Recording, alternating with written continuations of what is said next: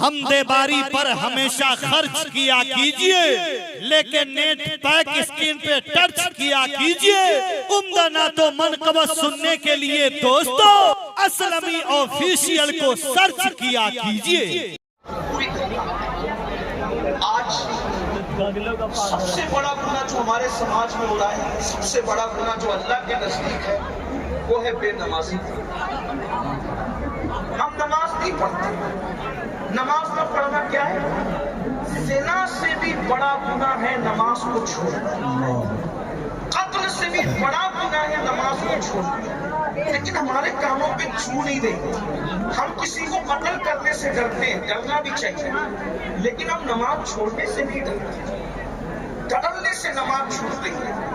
بلکہ میں تو یہ رونا روتا ہوں اکثر ہر جگہ، میں تو یہ کہتا ہوں کہ کاش کہ ہم سب مل کر ہماری قوم کی نماز پر ہی محنت کریں، کیونکہ جس دن میری قوم نمازی بنے گی اس دن یہ سارے جرائم اور گناہ برائیاں اور اصلاح معاشرہ کے جلسے کی جو وہ ضرورت ہی ختم ہو جائے۔ کیوں؟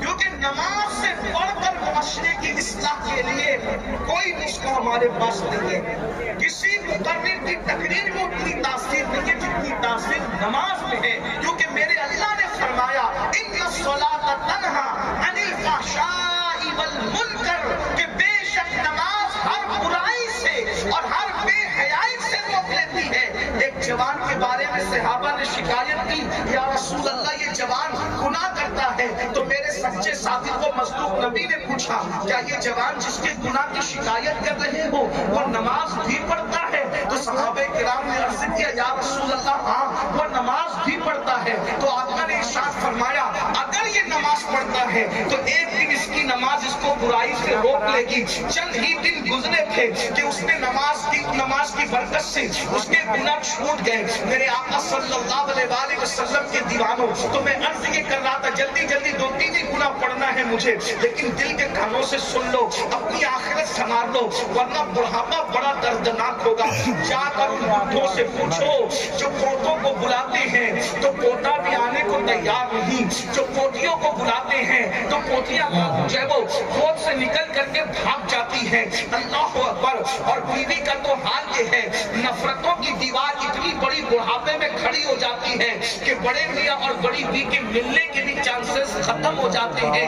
اللہ اکبر، اللہ اکبر۔ بہت مجبور بڑھاپا ان کا ہے جنہوں نے جوانی میں پاپ کیے۔ لیکن ایک بات آپ کو بتاؤں، جو اللہ والے جوانی میں گناہ سے بچتے ہیں بڈھے ہو جاتے ہیں، چلنے کے قابل نہیں رہتے، لکڑی ٹیک کر کے چلتے ہیں، پھر بھی خدا ان کو اتنی عزت دیتا ہے کہ لوگ 200-300 کلومیٹر کا سفر طے کر کے صرف ان کی دعائیں لینے کے لیے آتے ہیں۔